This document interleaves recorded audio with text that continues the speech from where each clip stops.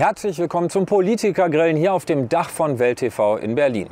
Zu Gast ist heute die einzige Frau Deutschlands, deren Partei heißt wie sie selbst, Sahra Wagenknecht. Sie ist Vorsitzende des Bündnis Sahra Wagenknecht, das sie im Januar 2024 selbst gegründet hat. Und zuvor hat sie einen weiten politischen Weg hinter sich gebracht. Sie war Mitglied der SED, der PDS und der Linken. Und jetzt freue ich mich, dass wir heute zusammen grillen. Herzlich willkommen, Sahra Wagenknecht. Sehr gerne, ich bin sehr gespannt. Ich auch. Sie sind ja in einem Dorf aufgewachsen, in der Nähe von Jena, zumindest die ersten Lebensjahre. Wurde da viel gegrillt? Oh ja, mein Opa war ein leidenschaftlicher Grillmeister und in Thüringen hat das ja auch Tradition. Thüringer Bratwurst, die muss natürlich auf den Grill und das wurde dann immer verbunden mit Familienfesten. Also das hat richtig Spaß gemacht. Habe ich auch später vermisst. Was haben Sie am liebsten gegrillt? Ja, also natürlich Rostbratwurst, dann gab es Brätel, nannte sich das. Das war so mariniertes Fleisch, war auch total lecker. Hat also mein Opa immer vorher richtig lange eingelegt und ja, auch das hat fantastisch geschmeckt. Inzwischen leben Sie auch wieder in einem Dorf, aber im Saarland, zusammen mit Ihrem Ehemann Oskar Lafontaine. Grillen Sie auch manchmal zusammen? Ab und an, also auch mit der Familie, mit seinem Sohn zum Beispiel und den 3 Enkeln haben wir letztens auch gegrillt. Und ja, das ist ja immer so ein Ereignis, wo man einfach so entspannt zusammensitzt, dann legt man was drauf. Also ich selber bin gar nicht so die Grillmeisterin, aber ich esse es gerne. Trotzdem haben Sie sich bereit erklärt, dass Sie heute hier den Grill anschmeißen. Wir machen das zusammen. Ja, ich hoffe, es misslingt nicht. Also wie gesagt, normalerweise habe ich immer Männer, die grillen. Erst mein Opa, Oskar kann es, sein Sohn kann es. Okay, dann versuche ich heute der Mann zu sein, der mit Ihnen grillt. Sie haben sich Steak gewünscht und Hühnchen. Und ich würde sagen, wir legen mal los einfach und versuchen hier mal dieses Gerät anzuschmeißen. Also hier müssen wir einfach einmal weit reindrücken, damit es so knackt. Okay, ja, das ist ja ein ganz professionelles Gerät. Sowas haben wir gar nicht. Jetzt gucken wir mal, ob es schon wir ein bisschen haben immer heiß sowas wird. Mit Holzkohle und. Wollen Sie mal selber versuchen? Was muss ich da machen? Reindrücken und drehen. Auf Bis Max. es knackt, genau. Hat es geknackt? Ja. Ja. Sollen wir nochmal versuchen? Ja, das war jetzt kommt's. So, und das gleiche machen Sie hier und hier jetzt auch nochmal. Okay.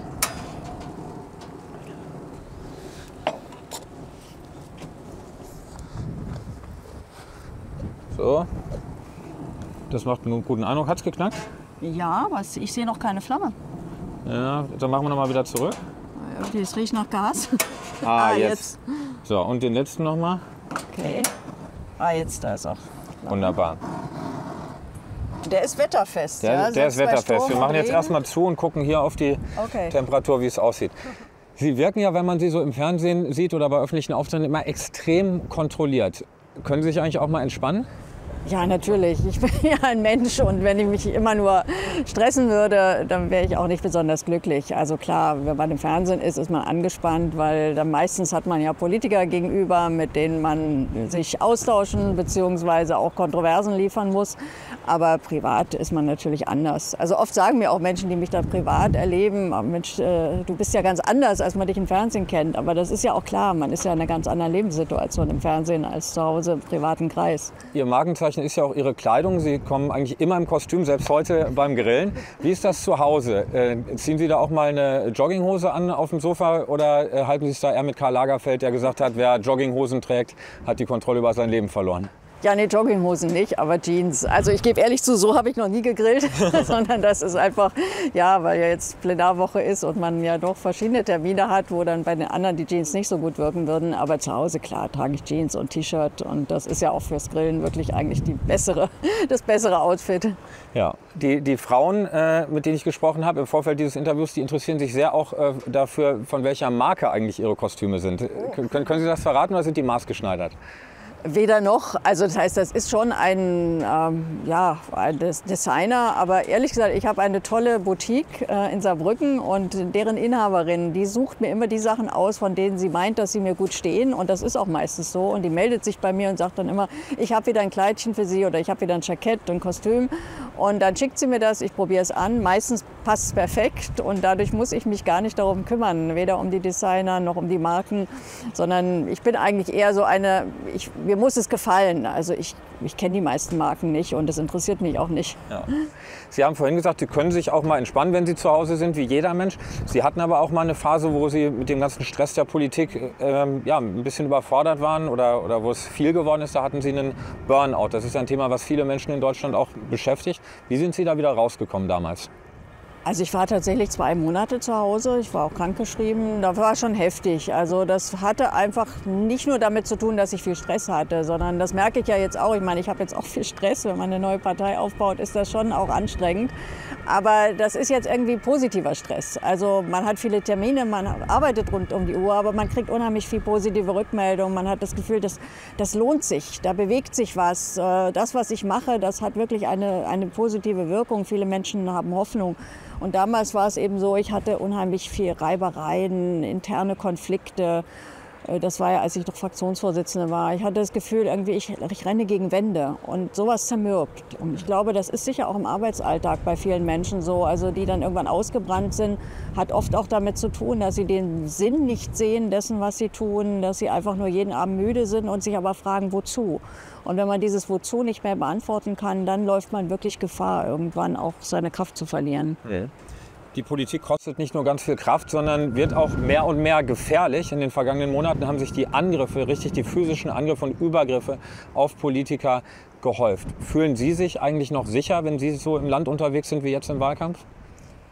Ja, also ich meine, natürlich erlebe ich und begegne mir ganz viele Menschen, die ausgesprochen nett sind, die Selfies machen wollen, aber so ein bisschen Angst hat man natürlich. Also ich meine, auch viele Menschen, also nicht nur Politiker, also wir haben ja insgesamt eine steigende Kriminalität, wir haben Wohnbezirke, gerade da, wo die weniger Privilegierten wohnen, wo man sich überlegt, ob man nachts noch unterwegs ist, und die da wohnen und sich oft dann ja auch nicht das Taxi leisten können, die müssen das ja auch Frauen gerade.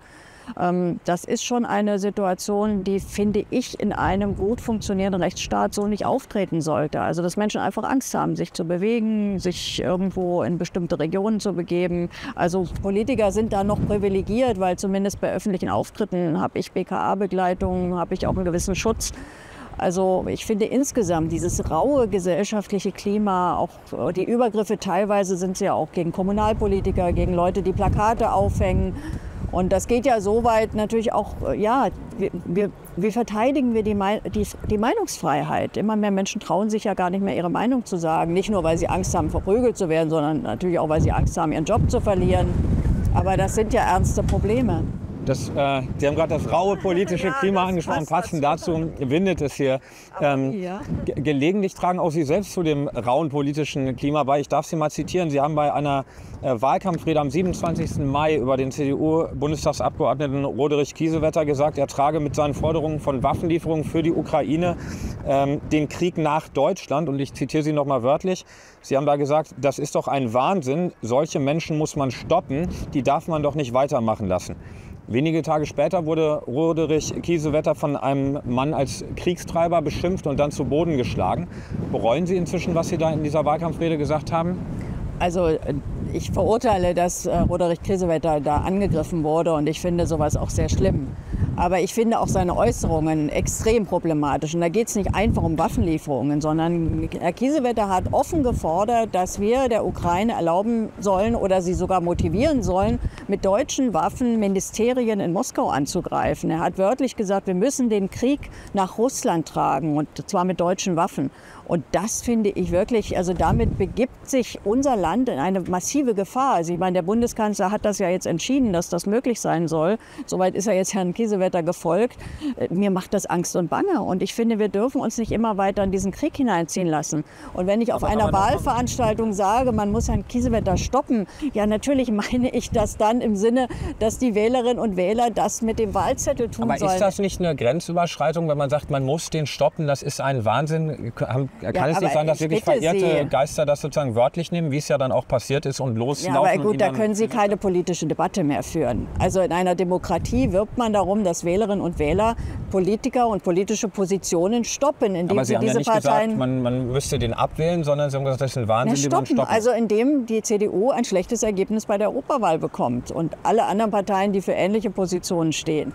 Aber mir zu unterstellen, ich hätte damit irgendwie Leute motiviert, ich meine, was sollen andere Politiker sagen? Es gibt immer wieder Übergriffe auch auf AfD-Politiker. Also ich habe keine Sympathie für die AfD, aber das muss man ja auch sagen. Sind jetzt da alle Politiker verantwortlich, die immer wieder darauf hinweisen, dass es in der AfD Rechtsextremisten und Neonazis gibt? Nicht direkt verantwortlich, aber wenn man sich mal die Rhetorik anguckt, auch Ihr Mann, der hat ja bei dieser Wahlkampfveranstaltung direkt nach Ihnen gesprochen, der hat wörtlich gesagt, man müsse Verrückte wie Kiesewetter hinter Schloss und Riegel bringen.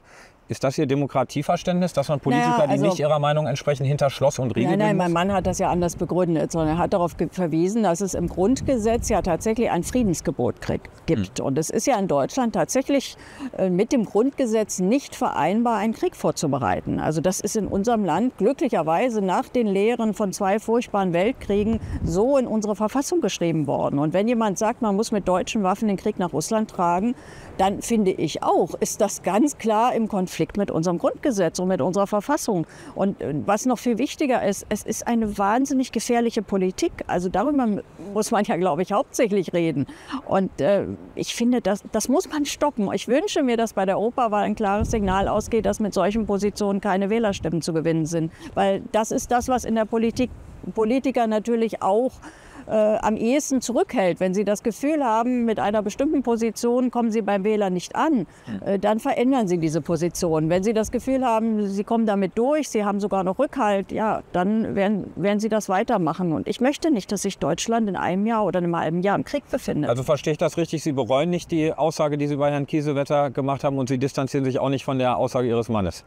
Also ich bereue doch nicht, dass ich sage, man muss solche Positionen und natürlich auch diejenigen, die sie vertreten, stoppen. Und ich finde wirklich diese Art der politischen Debatte, also wissen Sie, was über mich schon alles gesagt und geschrieben wurde, auch von anderen Politikern. Wenn ich da jedes Mal so angefasst reagieren würde wie Herr Kiesewetter, hätten wir auch keinen politischen Diskurs mehr. Aber gleichzeitig sehen wir natürlich, dass das Klima extrem aufgeheizt ist, ne? Und dass möglicherweise da draußen Menschen rumlaufen, die sowas wörtlich nehmen und dann aktiv werden. Ne? Ja, und dagegen muss man natürlich auch, ja, und ich finde, dafür brauchen wir endlich wieder auch einen funktionierenden Rechtsstaat, der auch Straftaten anders verfolgt. Wir haben doch immer wieder auch den Fall, dass Gewaltdelikte oft mit ewig langen Verfahren nur geahndet werden. Die Leute kommen wieder raus. Also bei Politikern eher weniger, wenn man gegen Politiker Gewalt ausübt. Aber bei normalen, sage ich mal in Anführungsstrichen, Gewaltdelikten, von denen es ja immer mehr gibt, die Straftäter werden oft nicht ausreichend verfolgt, meines Erachtens. Das wollen wir gleich noch mal vertiefen. Ich habe ganz vergessen, Ihnen was zu trinken anzubieten. Was darf es denn sein, Frau Wagenknecht? Also so am Mittag wirklich eigentlich nur ein Wasser. Ehrlich nur ein Wasser. Gesagt, also wir haben sogar Limo auch da.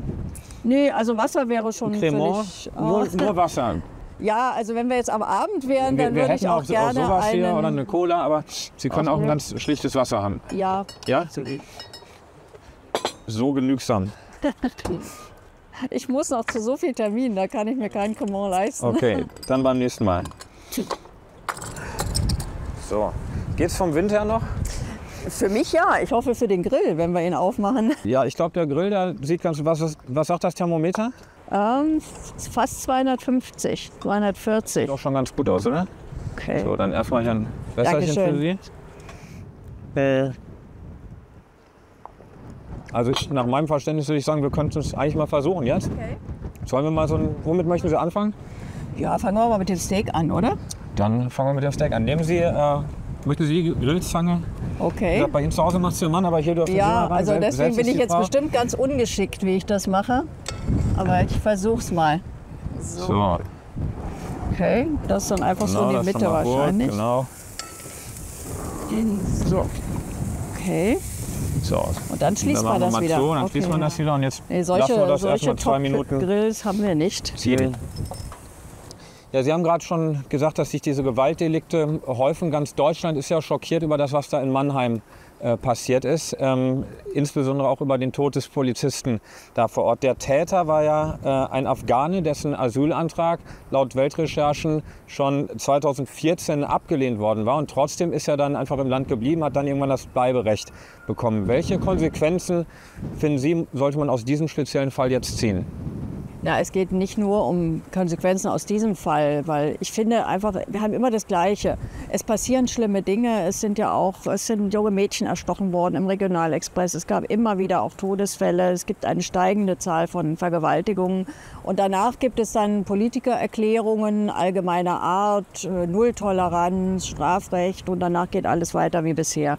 Ich finde es skandalös, dass jemand, der keinen Schutzstatus hat, keinen Asylanspruch, dass der über 10 Jahre in unserem Land bleibt, dass er offensichtlich ja auch von unserem Sozialstaat alimentiert wird. Also ich meine, wir haben ja im Grunde seine Radikalisierung auch noch finanziert. Er hat ja von uns gelebt, von den Bürgerinnen und Bürgern, von ihrem Geld. Und ich finde, und er ist kein Einzelfall. Also man darf natürlich jetzt nicht eine Debatte führen, die alle Menschen, die Zuwanderer sind oder alle Moslems unter einen Generalverdacht stellt. Also das wäre natürlich auch völlig unrechtmäßig. Und ich kenne selber viele Zuwanderer, auch viele Moslems, die gut integriert sind. Aber was würden Sie denn ganz konkret ändern, wenn Sie jetzt in Regierungsverantwortung wären? Ja, ich finde, dass nur noch diejenigen ein Anrecht haben, in unserem Land zu bleiben, die einen wirklich nachgewiesenen Schutzstatus haben. Deswegen finde ich, wir sollten die Asylverfahren an den EU-Außengrenzen oder in Drittstaaten durchführen und nur die ins Land lassen und auch denen dann auch Anspruch auf Leistungen einräumen, die wirklich ein nachgewiesenes Recht haben, hier zu sein. Und zurzeit ist es ja so, dass jeder, der irgendwie halbwegs das Wort Asyl aussprechen kann, kommt nach Deutschland und nahezu alle bleiben auch hier. Würden Sie denn am Grundrecht auf Asyl festhalten oder würden Sie das eher durch eine Kontingentlösung ersetzen, wie es manche Teile der CDU fordern? Das Problem ist ja, das hat ja mit dem Grundrecht auf Asyl gar nichts zu tun. Wenn wir inzwischen 250.000 Menschen in Deutschland haben, die ohne jeden Status hier sind und trotzdem alimentiert werden, trotzdem Anspruch haben auf Geld. Oh, jetzt habe ich hier... Ja, das ist meine. Das sieht doch schon super aus. Ich wollte Sie noch nicht beim Reden stören, deswegen habe ich gedacht, greife ich mal dazu. Ich finde, das sieht schon sehr gut aus. Ja, also ich finde, das ist doch der eigentliche Skandal, dass Menschen, die verfolgt werden, wer zum Beispiel in Afghanistan wirklich verfolgt wird, zum Beispiel, weil er mit der Bundeswehr zusammengearbeitet hat, da haben ja viele Leute da im Stich gelassen. Wenn solche Menschen jetzt fliehen, weil die Taliban ihnen mit dem Tode drohen, dann müssen sie Schutz bekommen. Aber ein Islamist, also mir kann keiner erklären, warum man den nicht nach Afghanistan hätte abschieben können, weil der sicherlich nicht von den Taliban verfolgt wurde, sonst hätte er ja auch Asylrecht bekommen. Und insoweit finde ich diese Debatte wirklich... Vielleicht würde der von den Taliban jetzt noch belohnt sogar dafür, dass er jemand, der ja, also als jetzt, sag mal, wenn einer galt. natürlich für solche Straftaten verantwortlich ist, muss man sicherstellen, dass er seine Strafe absitzt. Also wo auch immer. Also das kann hier sein, das kann dort sein. Wenn es dort nicht gewährleistet ist, dann sollte er sie hier absitzen und erst danach abgeschoben werden, sollte er jemals wieder rauskommen. Aber es geht ja um diejenigen, bei denen es nicht so weit ist. Also es geht ja wirklich um sehr, sehr viele, die wir leider inzwischen auch in so sich verfestigenden Parallelgesellschaften haben. Das ist ja auch ein Thema. Da wurde man immer in die rechte Ecke gestellt, wenn man angesprochen hat, dass wir in Deutschland ein Problem mit gescheiterter Integration haben, dass wir sich verfestigende islamistische Parallelgesellschaften haben, wo sich eben ein radikaler Islam ausbreitet, wo die Ablehnung, auch der Hass auf unsere Kultur, auf unsere Identität, auf unsere Werte wirklich ganz vehement die Identität dieser Menschen bestimmt. Und das ist doch ein Kernproblem. Sie haben gerade die verfehlte Integration angesprochen. Das lässt sich auch mit Zahlen erhärten, wenn man so will. In der Gewaltkriminalität waren im vergangenen Jahr die Täter zu mehr als 50% nicht deutsch, obwohl die ja einen weit geringeren proportionalen Anteil der Bevölkerung ausmachen. Wie bewerten Sie diesen Fakt? Was sagt das aus über die Integration in Deutschland? Das zeigt, dass wir mit dieser unkontrollierten Migration nicht weitermachen dürfen. Und andere Länder in Europa geben ja ein Beispiel, dass man das einschränken kann. Also die Bundesregierung tut ja immer so, als seien wir machtlos. Aber wir sind, ich glaube, inzwischen das einzige Land in Europa, wo die Zahlen noch derart steigen. Die meisten Länder haben sinkende Zahlen, weil sie Dinge anders geregelt haben, vor allem weil sie die Anreize auch anders setzen. Und dass hier die Regierung sich nicht bewegt, das ist etwas, was natürlich viele Menschen auch massiv empört. Und dass immer wieder dann solche furchtbaren Dinge geschehen müssen. Also das ist, also auch jetzt mit diesen jungen Polizisten, das ist doch einfach nur entsetzlich. Und deswegen finde ich, irgendwann muss doch mal der Punkt sein, wo man auch handelt. Natürlich wird man nie alles 100%ig ausräumen können. Aber wenn man können Sie noch mal ganz, weil Sie von Handeln sprechen, können Sie noch mal so 3 Punkte machen, die Sie ganz konkret ändern würden? Also ich finde, dass jemand, der keinen Anspruch auf Asyl hat in unserem Land, nicht mehr einen Bleibestatus und auch nicht mehr Anspruch auf soziale Leistungen haben kann. Ich finde, dass wir den Rechtsstaat auch wieder durchsetzen müssen, dass Straftaten, ich sage jetzt mal auch unterhalb eines Mordes, Vergewaltigungen, Messerdelikte, andere Dinge, dass die wirklich auch hart geahndet werden. Das muss auch in zeitlich überschaubarer, also in einer überschaubaren Zeit durchgesetzt werden. Das sind, glaube ich, 2 sehr entscheidende Dinge. Und dass wir eben vor allem die Zahlen derer, die jetzt noch kommen, dass wir die massiv absenken müssen. Und dann müssen wir etwas tun für gelingende Integration. Das beginnt mit Deutschkenntnissen für Kinder. Das beginnt damit, dass man guckt, dass irgendwie Schulen nicht in einzelnen Vierteln Migrationsquote von über 80% haben, sondern dass man das ein bisschen aufteilt. Damit Kinder überhaupt erst, wenn sie in Deutschland aufwachsen, auch mit deutschen Kindern zusammen aufwachsen. Das ist ja die Voraussetzung für Integration. Ja. Machen wir hier einen kleinen Schnitt und schauen mal, wie es Ihren Steaks geht. Okay. Wollen Sie die da Ja. mal vom Grill nehmen? Oder Sie können natürlich auch den Handschuh anziehen, wenn Sie auf Nummer sicher gehen wollen. Aber Och, ich glaube, das geht so. meine, Ah, so, das Nummer 1, so. Okay. Nummer 2. Möchten Sie das mal anschneiden? Soll ich eins anschneiden? Würde ich fast sagen, oder? Mal gucken, ob wir es nochmal drauf tun wollen. Feierlicher Moment. Ist das das erste selbstgegrillte Steak in Ihrem Leben? Ja, ja, weil ich das, was hab's immer ja die Männer gemacht haben, oder? Auch mit Ihrer Hilfe gegrillt oder beziehungsweise zumindest umgedreht. Wahrscheinlich wäre es bei mir verbrannt. Also es sieht gut aus, würde Ja? ich sagen. Ne? Okay, Wollen wir das? dann probieren Sie es doch mal. Ich probiere auch mal. Achso, wir haben hier Soßen natürlich auch jede Menge. Aioli, Kräuterbutter und Sour Cream. Oder ganz normal Ketchup und scharfe, tiefrote Barbecue-Soße. Ist die scharf? Die ist, ich habe sie ehrlich gesagt auch noch nicht probiert. Wollen Sie es einfach mal versuchen? Ja, oder sonst Ich Ketchup. schätze mal, es ist einfach so ein bisschen würzig. Pfeffer und Salz haben wir natürlich auch. Ist natürlich irgendwie ein bisschen schwierig zu grillen und gleichzeitig solche Themen zu besprechen, die ja wirklich verdammt ernst sind. Das stimmt. So, Ist so. ein bisschen Salz vielleicht. Ja, das Ja. glaube ich, das braucht's. Schauen wir mal mit Pfeffer an.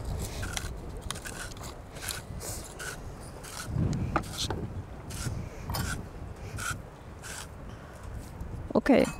Perfekt. Dann probieren wir Haben mal, Sie es oder? auch mal probiert? Also ich finde, es ist wirkt doch ganz gut. Also das sieht ziemlich perfekt aus nach meinem... Aha. Sehr gut. Tipptopp. Gut, kann ich dann berichten, dass ich sogar schon Steaks grillen kann. Kann sich sehen lassen. Ja. Also Sie haben natürlich recht, es ist schwer, jetzt mit diesen harten Themen sozusagen beim Essen weiterzumachen. Aber im echten Leben diskutiert man ja auch am Grill sozusagen. Wie ist das eigentlich bei Ihnen zu Hause? Sprechen Sie mit Ihrem Mann fast ausschließlich über Politik oder worüber Nein, um reden Sie noch Gottes so? Willen. Also wir reden auch darüber, wann jetzt die Saison für die Sommersteinpilze beginnt. Ob der Regen dazu beiträgt, dass es viele gibt. Gehen wir zusammen auf Bildsuche dann? Ja, ja, auf jeden Fall. Oder ob das Wetter hält, um Fahrrad zu fahren, was ja in diesem Frühjahr auch oft die Frage war, oder ob es regnet. Also ja, klar, leben wir ja nicht nur in der Politik. Natürlich sprechen wir auch oft über Politik und seit wir die Partei gegründet haben oder ich die Partei gegründet habe, natürlich auch noch öfter. Aber es ist trotzdem nicht so, dass jetzt unser ganzes Leben sich nur um politische Themen dreht. Das wäre ja auch schade. Ja. Ein Thema, das mich auch zu Hause sehr umtreibt, ist der grassierende Antisemitismus in Deutschland. Da gibt es ja auch immer wieder neue Fälle. Jetzt hier direkt in Sichtweite sozusagen an der Humboldt-Uni zum Beispiel kam es zu ganz fürchterlichen antisemitischen Vorfällen. Wie erklären Sie sich das? Es gibt diese Al-Quds-Märsche, es ist das Kalifat ausgerufen worden in Hamburg, da von einem bekannten Islamisten. Was ist Ihre Erklärung dafür, dass Judenhass auf deutschen Straßen in diesen Tagen fast schon normal zu sein scheint? Naja, zum Teil haben wir natürlich die Konflikte des Nahen Ostens jetzt auch in Deutschland. Also es ist ja auch eine Auswirkung natürlich jetzt des eskalierenden Krieges dort. Und auf der einen Seite, dieser Krieg hat begonnen mit diesem bestialischen Massaker der Hamas, wo 3000 Zivilisten eben hingemetzelt wurden, Geiseln genommen wurden. Aber man muss eben auch sehen, der Krieg, den Israel jetzt im Gazastreifen führt, das ist natürlich ein brutaler Rachefeldzug, ein Vernichtungsfeldzug, der mit Selbstverteidigung nichts mehr zu tun hat und der natürlich bei den Betroffenen oder denen, die sich ihnen nahe fühlen, die auch vielleicht Verwandte dort haben. Also ich habe letztens, ein Mann hat mich Aber das angesprochen. rechtfertigt doch nicht, dass die Leute Nein, hier auf deutschen natürlich Straßen das Symbol der Hamas an Nein, Denkmäler natürlich nicht. schmieren. Also die Hamas ist eine Islamistenorganisation. Ich habe dafür null Sympathie. Aber stellen Sie sich mal vor, Sie sind jemand, der aus Palästina kommt und vielleicht noch eine Familie, eine Verwandte, Brüder im Gazastreifen hat, wo jeden Tag Bomben fallen, wo inzwischen Zehntausende Frauen und Kinder gestorben sind in diesem Bombenregen. Ja, Das schürt Hass. Das schürt Hass. Ich stelle mir vor, dass meine Töchter noch in den Händen der Hamas werden und jeden Tag vergewaltigt werden. Natürlich, aber beide Seiten schüren natürlich mit ihrem Vorgehen enormen Hass. Und dieser Hass eskaliert jetzt auch in Deutschland, weil beide Seiten hier sind. Und wir müssen schauen, also einmal ist es unsere Verpflichtung aus unserer deutschen Geschichte, dass Antisemitismus in unserem Land nun wirklich nie wieder einen Boden, einen Rückhalt finden darf. Aber ich finde auch, Deutschland sollte eine Außenpolitik machen, die alles dafür tut, dass dieser Krieg dort endet. Und wir sollten aufhören, Waffen zu liefern, die Israel dabei helfen, dort Frauen und Kinder auch zu ermorden. Weil das ist das, was da stattfindet. Was sollte Deutschland denn tun, um den Antisemitismus hier in Deutschland zu bekämpfen? Ich denke, wenn man Konflikte auf dieser Welt befriedet, also einmal müssen wir natürlich alles, was antisemitisch ist oder islamistisch ist, natürlich muss man das auch entsprechend verfolgen, natürlich muss man dagegen vorgehen. Aber wenn wir es schaffen, dass dieser Krieg endet, wenn wir es schaffen, dass es eine Zwei-Staaten-Lösung im Nahen Osten gibt, dass sowohl die Rechte der Palästinenser als natürlich auch das Existenzrecht und das Selbstbestimmungsrecht Israels verteidigt werden, dann nimmt es aus diesem Konflikt den Hass raus. Und deswegen sage ich, das ist ein außenpolitischer Konflikt, der in Deutschland mit ausgetragen wird. Kommen wir zu dem anderen großen außenpolitischen Konflikt, der auch diese Gesellschaft polarisiert, den russischen Angriffskrieg auf die Ukraine.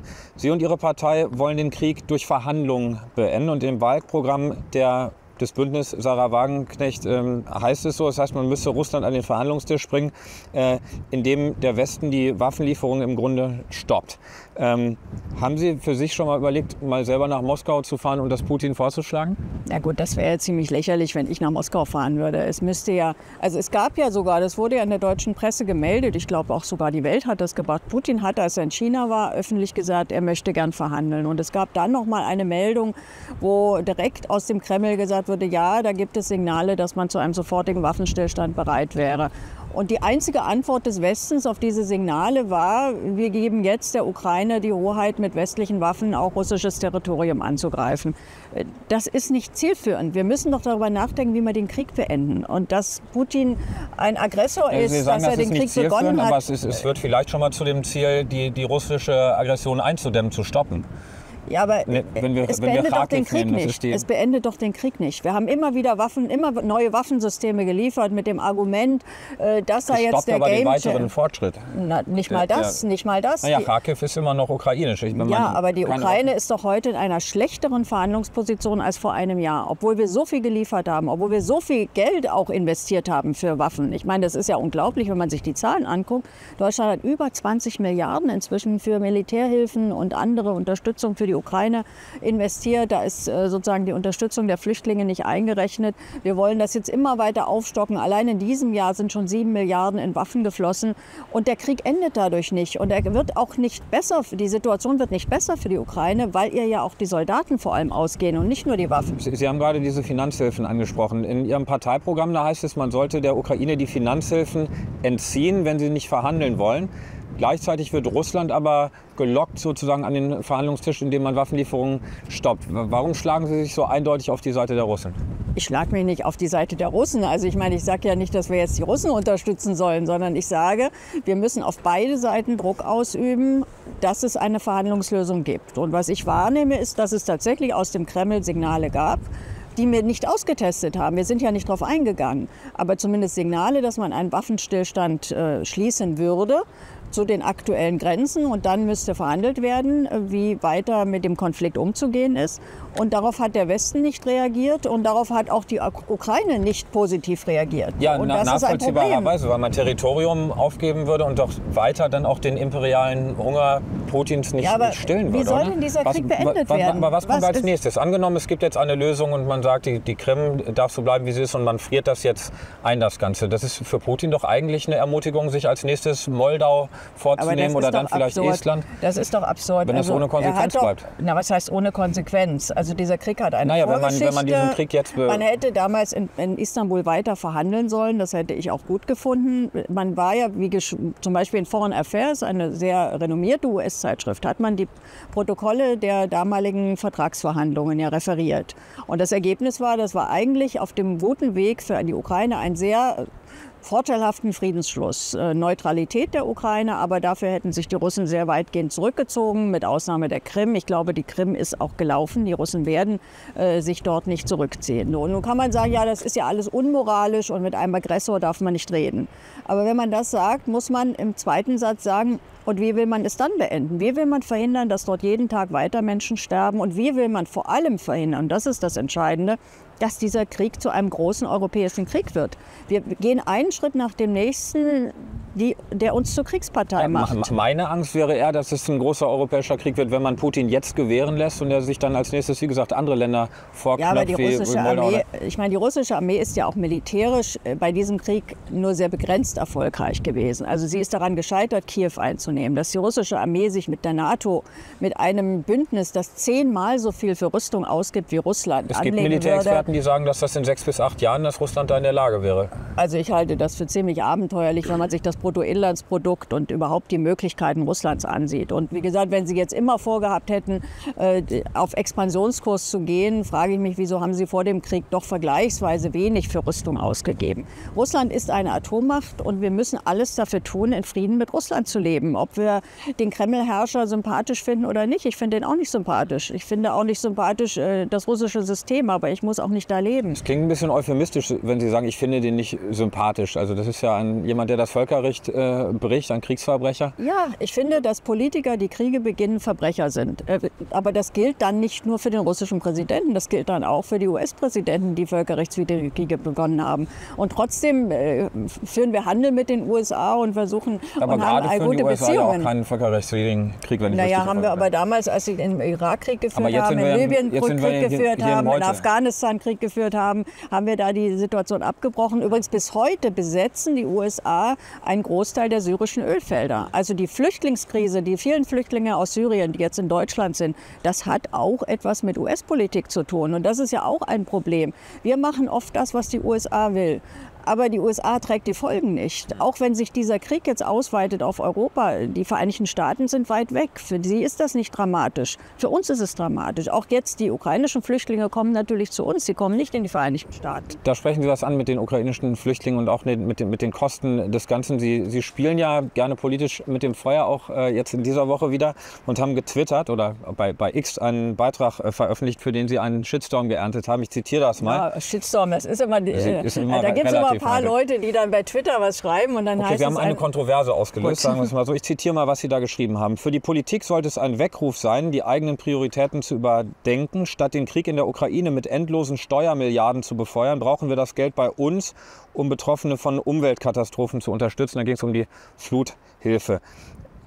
Bedauern Sie das, dass Sie das so getwittert haben, oder? Nein, warum? Also weil Sie das Leid aufwiegen. Nein, es geht doch nicht um das Leid aufwiegen. Die Waffen, die wir in die Ukraine liefern, die lindern doch kein Leid. Also wir sehen das doch jetzt ganz plastisch. Die USA haben noch mal ein riesiges Waffenpark. Aber Sie wiegen das Leid auf zwischen den Flutopfern und den Ukrainern, denen man helfen will. Ja, aber wir helfen ihnen doch nicht, indem wir Waffen liefern. Wir würden ihnen helfen, wenn wir tatsächlich dieses Sterben beenden und diesen Krieg beenden würden. Helfen wir schon erstmal, wenn wir jetzt verhindern, dass unter anderem jetzt Kharkiv zum Beispiel eingenommen wird, da Frauen vergewaltigt und Männer getötet werden, helfen wir ja schon im Moment der Ukraine, sich zu verteidigen. Wir würden ihr aber viel mehr helfen, wenn wir den Konflikt einfrieren und beenden würden, weil die jungen Männer in der Ukraine wollen doch nicht mehr an die Front. Die müssen ja inzwischen brutale Methoden einsetzen, um tatsächlich noch Rekruten zu finden. Sie haben jetzt zum Beispiel ein neues Gesetz gemacht, dass auch diejenigen, die in Deutschland sind oder in anderen Ländern, junge Männer, die geflohen sind, wenn sie neue Papiere brauchen, müssen sie in die Ukraine zurück. Die meisten, die sich nicht freikaufen können, kommen von da nicht mehr weg. Das heißt, hier werden junge Männer gegen ihren Willen in einem furchtbaren Krieg verheizt. Und der kann nur weiterlaufen, weil wir immer Waffen liefern. Also das ist keine Hilfe. Während umgekehrt, das finde ich allerdings schon auch empörend, wir immer mehr Unwetter und Katastrophen in Deutschland haben und da wurde ja gekürzt. Also es ist sicherlich nicht so, dass die Politik fürs Wetter verantwortlich ist, aber man muss auch ganz klar sagen, natürlich wären die dramatischen Ausmaße dieser Hochwasserkatastrophen, die wären einzudämmen gewesen. Nicht durch mehr Elektroauto und nicht durch mehr Wärmepumpen, aber durch Dämme, durch entsprechende Entsiegelung von Böden, durch Waldaufforstung. Also es gibt ja Gründe, die nicht nur mit der globalen Erwärmung zu tun haben, sondern die einfach auch mit solchen Dingen zu tun haben, wo tatsächlich wir oder die Politik seit Jahren eher die Mittel gekürzt gesetzt hat, nichts getan hat, ausgesessen hat. Und jetzt müssen die Menschen sehen, wie da ihr Hab und Gut wegschwimmt. Kommen wir noch mal auf Ihre eigene Partei zu sprechen. Als erstmals die Rede davon war, dass Sie die gründen könnten, da hat Ihr damaliger Parteifreund Dietmar Bartsch gesagt, er erwarte, dass das maximal ein Strohfeuer wäre. Jetzt steht die Europawahl an. Wie wollen Sie das widerlegen? Mit welchem Ergebnis, dass es nur ein Strohfeuer ist? Was haben Sie sich vorgenommen? Wie viel Prozent?